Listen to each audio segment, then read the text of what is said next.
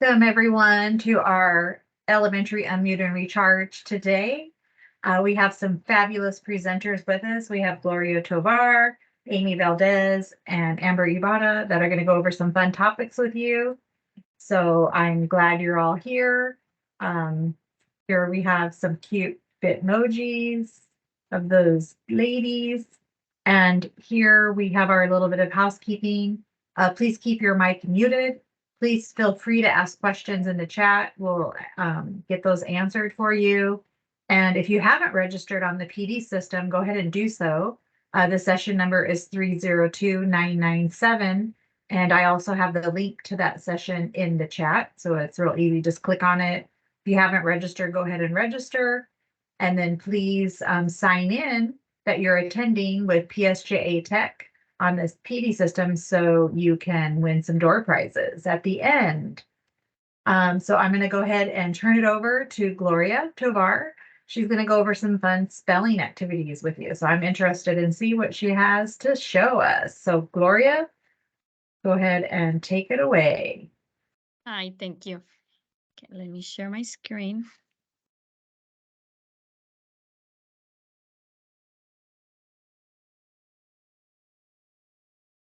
Okay, are you able to see my screen? Yes, we Yes. can. Okay. Okay.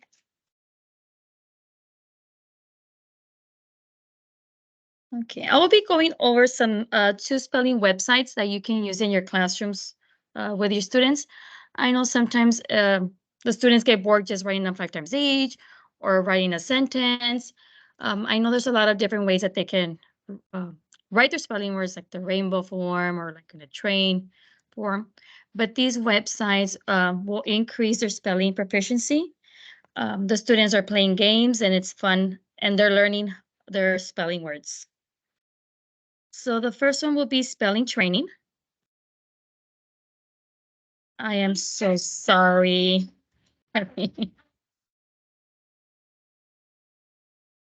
So-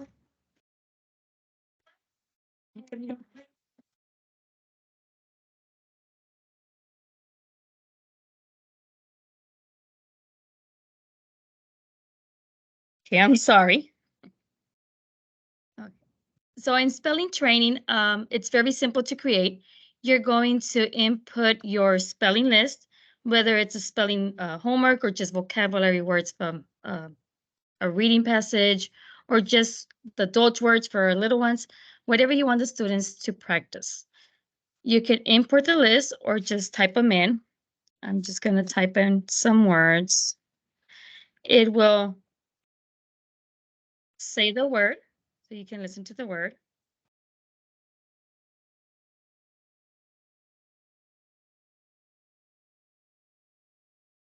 And once you're done, all you're going to do, you can save the list or share the list. Sometimes my other coworker, we make the spelling list and we share it with each other.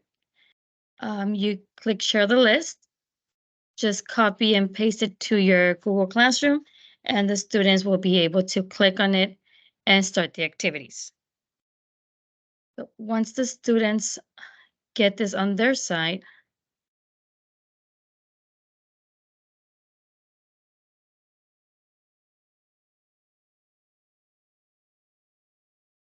so we do this weekly with their weekly words, which is this one here.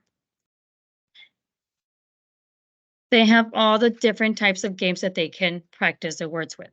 They can do their own test, just practice the words. They have a roller coaster, word search. Let me click on one of them. So all they would do is just go in and find their word here, like pencil. Oh, sorry. And they would take it off for them. So they're just different ways that they can practice their words, whether it's before, during the week, or right before their test. So they do have many activities that they're able to use, and the students have fun using them and playing all these different types of games with the words.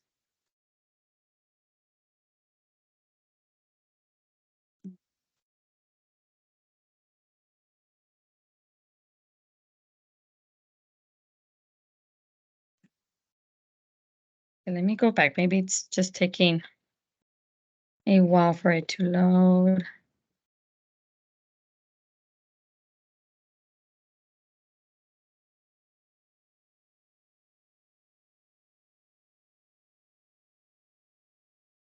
Okay, I think it froze there. Okay, so I'm going to go on to the next one. Okay, there it goes.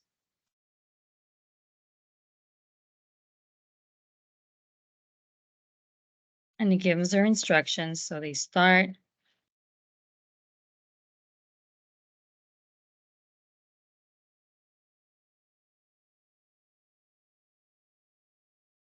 Okay, so let me go on to another activity. I'm so sorry. Let me click over here. They can just practice their words.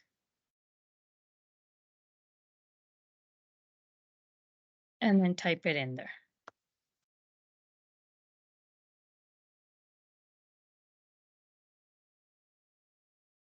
And then they would answer it. Okay, so it's just for them to be practicing their spelling list. If they do type in Spanish words, it does mark it like it's wrong and they won't pronounce it correctly. The next website is Flippity. So in Flippity, there's many different types of activities that you can use with your students, but I'm going to go over the spelling one, which is right here, spelling words. You can see the demo or go straight to the instructions. So what I like about this one is that each student, you can differentiate their spelling list according to their, if they have their IEPs, short and spelling words, so you can type different ones for your students. So you would click, the student will click on their name. They have their list. They can practice.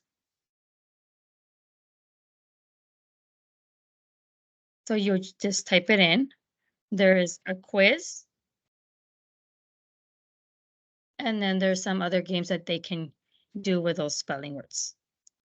So I'm going to show you how to create one of these.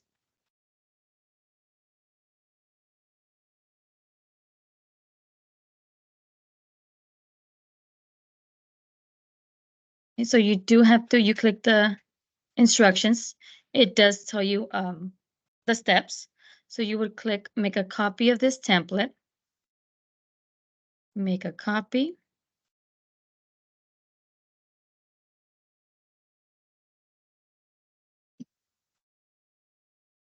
I'm going to open, okay, here you go.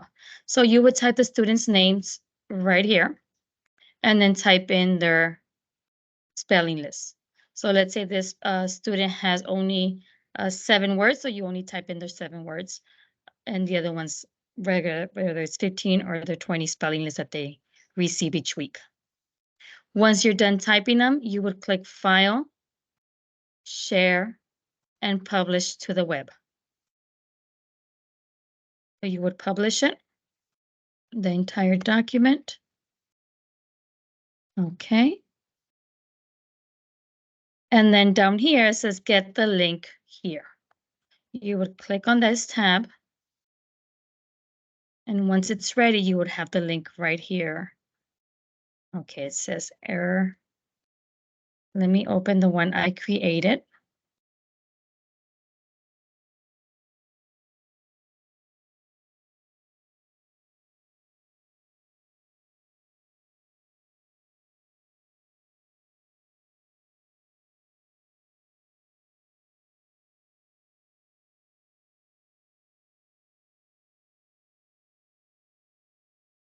So they would get link here. And then you will share this link with your students and copy it to your Google Classroom. So once again, when they open it, they would get the list of all the students' names, and they would just click on their name and start the activities. So they would just click on any person, and their words are there to practice. I don't know if anybody has any questions. It's just 2 easy websites that the students can practice their spelling words, and it doesn't take long to create them. Thank you, Gloria. I like how you can differentiate with that, the last flippity activity, and personalize the list for the students. And it looks pretty easy because if most students have the same list, you could probably copy and paste, their words and then just differentiate for the others. Awesome. Yes, yes, yes. Yes, Thank you so much. We don't thank you. always think of activities for spelling, so I'm glad that you showed us some different options. Yes, Make it a little thank more you. fun. I Yes, remember back in fun. the day, write your words 10 times each or whatever. Like that's not going to help students. Yes. So these activities look fun. All right. Thank you so much. Okay, next up we have Amy Valdez showing us some flip for the little kiddos. So Amy, go ahead and take it away. Hello. So yes, let me share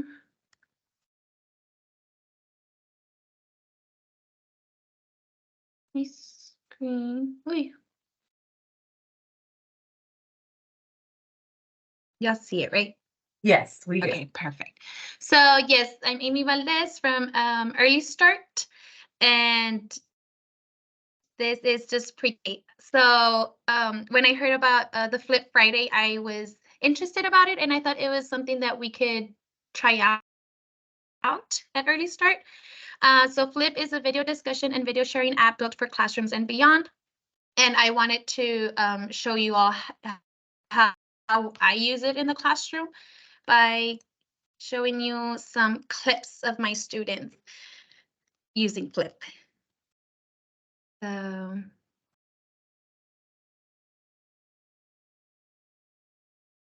Amy, do you want to share the sound with us so we can hear? oh, sorry. That's okay. Let's see. So I stop sharing, right? And then I share again with sound? Yeah, that's one Okay. way. And just make sure you turn on that toggle that says share your sound on the upper yes. right-hand corner. Got it. So this is one. Y dile. Perfect. ¿Cómo qué? Pastel, muy bien. So this is one of the first ones we've done, and we do one. We try to do one every Friday. But what I do is based on the theme that we're learning. So I know this one he's talking about something that we eat. We were talking about healthy foods. So I asked them, what do you all eat? So he did mention cake, but it's just the whole process of getting them through the flip and having them practice, which I think is what they like. I know the shortest is 15 seconds, and sometimes they're pretty quick. So I kind of like guide them and try to get more out of them. So based on the theme, I ask every Friday a question and they'll answer. I want the snake. So this one was about pets. So what pet would you want and why? So he said snake. I want a snake. I said I want a snake. Why? Because I wanted to eat a rat. I wanted to eat a rat, I said. So it's pretty quick questions that I'll tell them to record themselves doing. But they like it. So this is another one. I feel happy. Why? So this was about feelings. Oh! Because of the Rain? rain. You like the rain? Yes. And I think there was one. Yes, there's one. And this was about friends. So who is your friend and why? Mi amigo es Eric. ¿Por qué? Porque él juega. So yes, that's how we use it, and we are trying to just kind of have them explore Flip, since I know some other apps are too far ahead for them. So they like this one. They really like this one, and they tell me like, ah, it's Friday. We need to do the Flip Friday. Sometimes I'm like, okay, yes, you're right. Let's do it. And I have the code, so sometimes they get to scan the code. Sometimes it's like pretty quick, like let's just do it over here in my computer. But yes, they enjoy doing Flip. They like it, and it takes a little more like out of others, like trying because they see themselves and they start getting shy.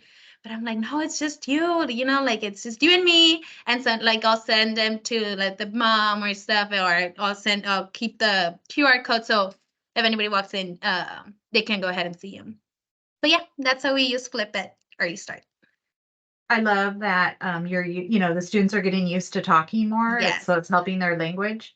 And I think what would be really neat is at the end of the year, if you take their videos and put them like each individual student like in a mixtape so they can see the progress of their language. Yes, throughout the year. That would neat. be pretty amazing. Yeah, because I see them and I like see their whole shyness at the first one, and now they're getting a bit more because they're excited. Like, every Friday, they're like, "It's Flip Friday," and I'm like, "It's Flip Friday!" Like, let's record. But yeah. I love it. So they love that they're doing the recording. Some of them. Yes. Yes. But yes. Well, thank you for sharing, Amy. Everybody go out and try Flip, and you don't have to just wait for Fridays either, but it is fun on Flip Friday. Yes. Thank you. Thank you. You're welcome. All right. Any questions out there? Just let us know and we'll ask the ladies as we go. So next we have Amber Ibarra. And Amber has a little bit of laryngitis, so just listen up. Welcome, Amber. Oh, and you're muted, so we can't hear you at all. There you go. Okay, there we go. I am losing my voice, so just bear with me. Okay, let me share my screen.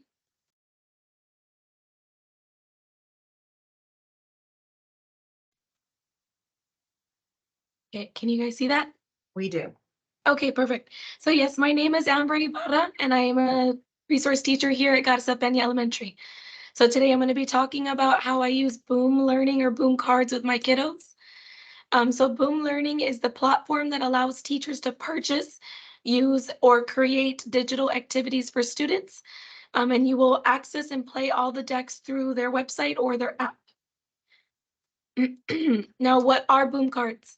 So you can think of Boom Cards as digital self-checking task cards. So they are the task cards that you love using in your classroom, but in a digital form. And Boom decks are made up of individual task cards for your students to complete.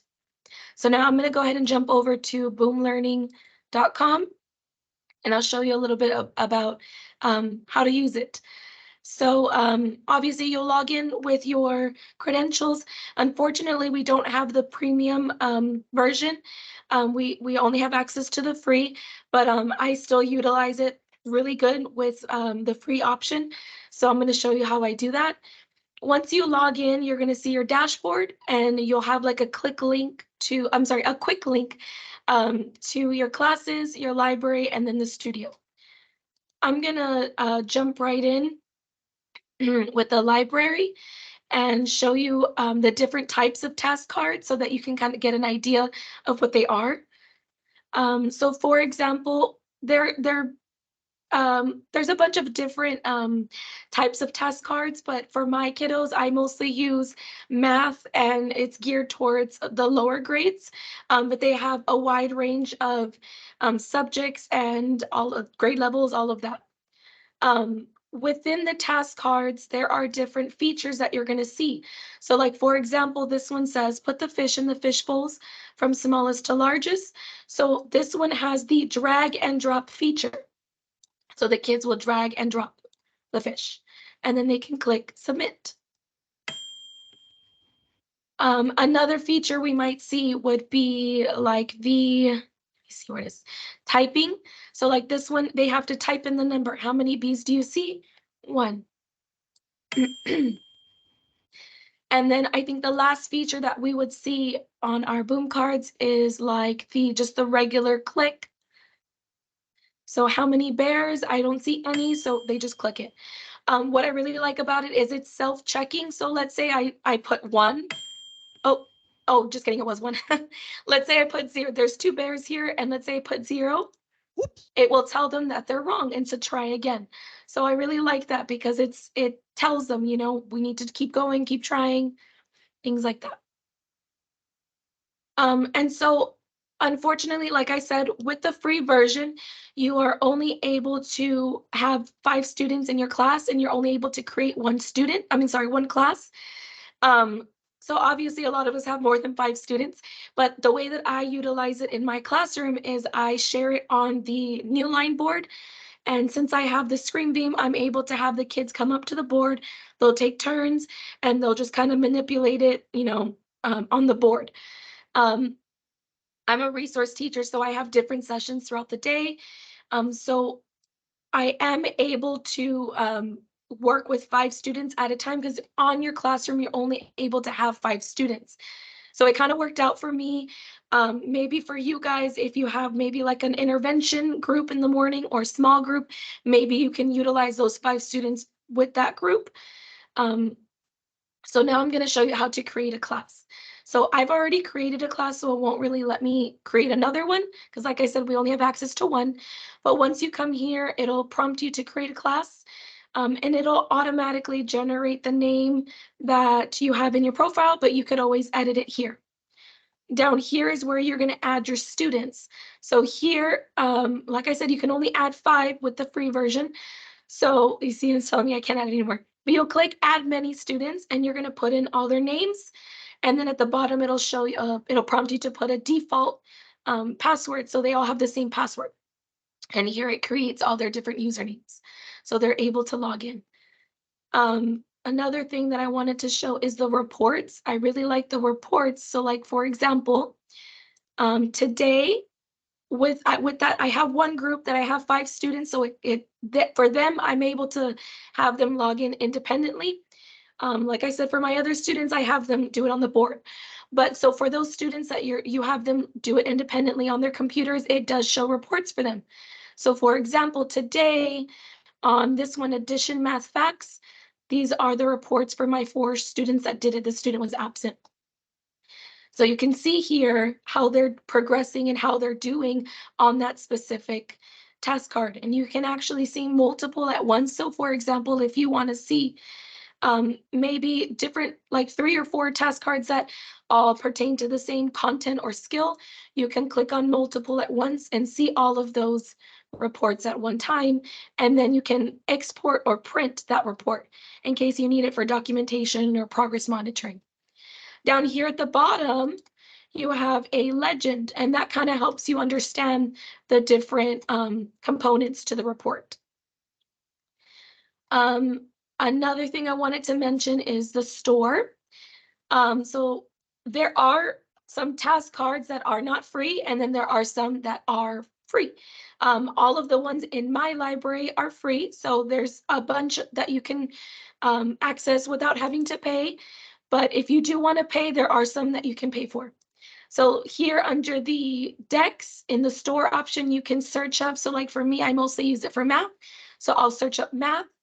And over here on the left side, you can choose the grade level. So I usually do kinder or first grade. Then because I want to see all the free ones, I go to sort by price, low to high.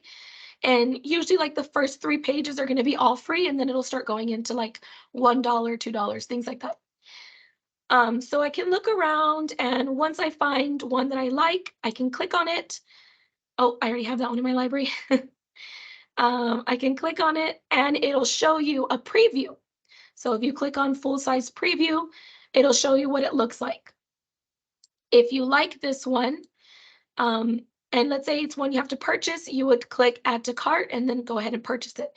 If it's free, you would just click add to library, click OK, and now it's in your library. Okay, another thing I want to mention is how to assign.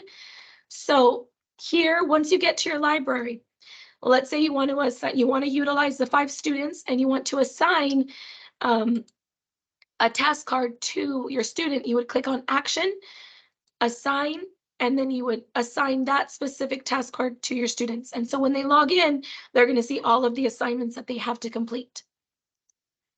Another important one that I wanted to mention is the fast pin. This is kind of a way that you can get around the 5 students, because with the fast play, you don't need a login to access the task card. You would just generate a pin and share the link maybe with your Google Classroom, and all students can access it. They don't need a login. So this is kind of a way to share it with your students. The only downside is with this one, it does not do any reports for those students because they're not logged in. And then the last thing I wanted to mention is the Start Live session. This one is a way that you can do it with your students if you want them to follow along with you. For example, if you're not going to use your new line board, you can have them assign it like this, and they can follow along with you, and they're also able to access or manipulate the task card from their computer. So that's pretty cool too. And then the last thing I wanted to mention was the studio. I'm not going to go into full detail, but this is where you would go and create a task card if you wanted to.